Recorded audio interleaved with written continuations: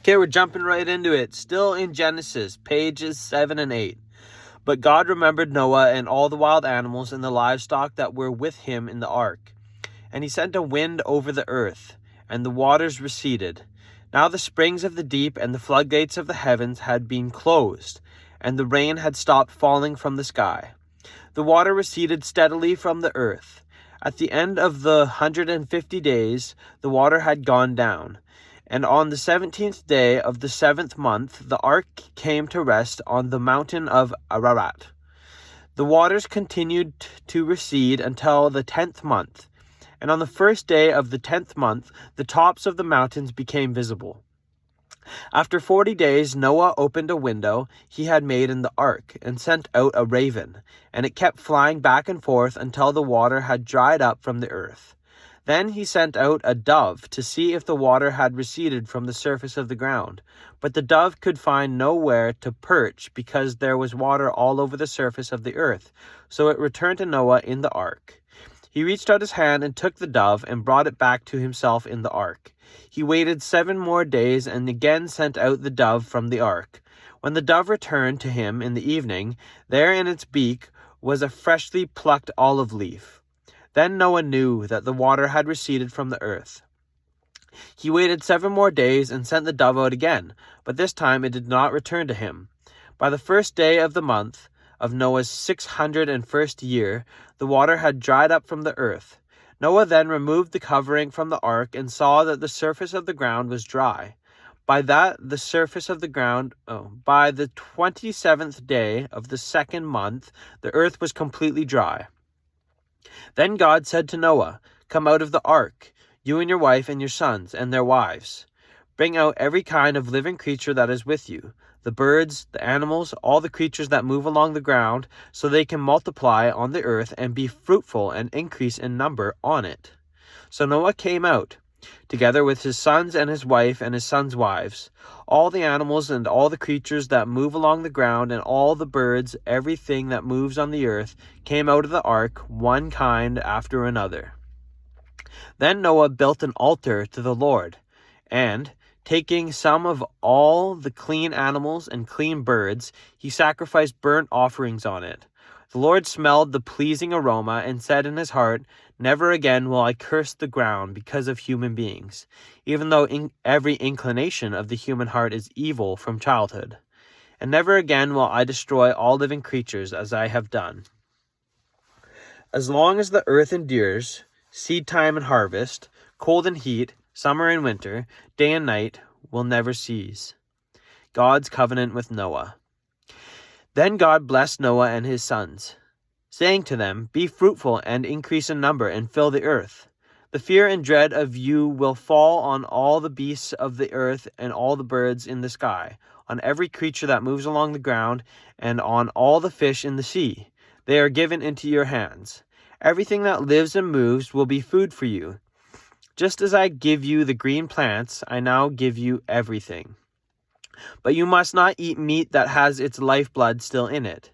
And for your lifeblood I will surely demand an accounting.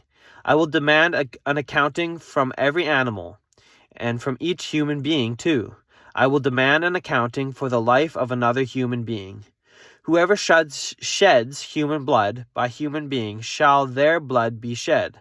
For in the image of God has God made humankind. As for you, be fruitful and increase in number.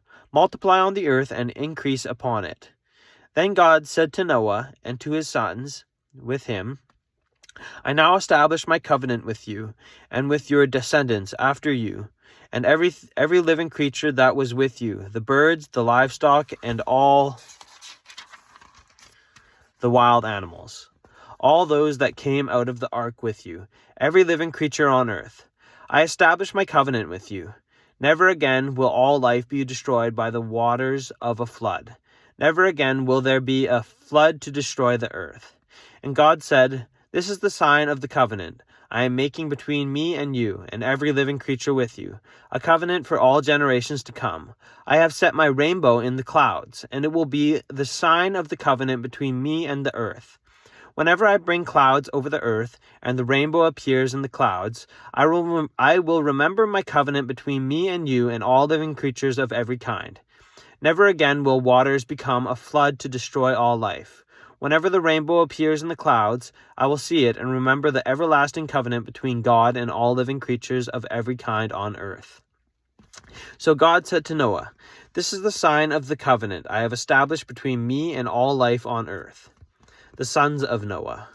The sons of Noah who came out of the ark were Shem, Ham, and Japheth. Ham was the father of Canaan. These were the 3 sons of Noah, and from them came the people who were scattered over the earth. Noah, a man of the soil, proceeded to plant a vineyard.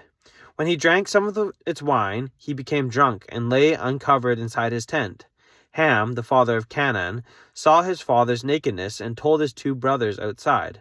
But Shem and Japheth took a garment and laid it across their shoulders. Then they walked in backward and covered their father's nakedness. Their faces were turned the other way so they would not see their father's nakedness. When Noah awoke from his wine and found out that what his youngest son had done to him, he said, "Cursed be Canaan, the lowest of slaves, will he be to his brothers." He also said, "Praise be to the Lord, the God of Shem. May Canaan be the slave of Shem. May God extend Japheth's territory. May Japheth live in the tents of Shem. And may Canaan be the slave of Japheth." After the flood, Noah lived 350 years. Noah lived a total of 950 years and then died. The Table of Nations. This is the account of Shem, Ham, and Japheth, Noah's sons, who themselves had sons after the flood. The Japhethites. The sons of Japheth: Gomer, Magog, Madai, Javan, Tubal, Meshech, and Tiras. The sons of Gomer: Ashkenaz, Riphath, and Togarmah. The sons of Javan: Elisa, Tarshish, the Kitties, and the Rondonites. From these the maritime peoples spread out into their territories by their clans within their nations, each with its own language. The Hamites. The sons of Ham: Cush, Egypt, Put, and Canaan. The sons of Cush: Seba, Havilah, Sabta, Ramah, and Sabteca. The sons of Ramah: Sheba and Dedan. Cush was the father of Nimrod, who became a mighty warrior on the earth. He was a mighty hunter before the Lord. That is why it is said, like Nimrod, a mighty hunter before the Lord. The first centers of his kingdom were Babylon, Uruk, Akkad, and Calneh in Shinar. From that land he went to Syria, where he built Nineveh, Rehoboth, Calah, and Resen, which is left on a cliffhanger. Okay, that's 2 pages. Oh, what pages were those? I think it was 6 and 7.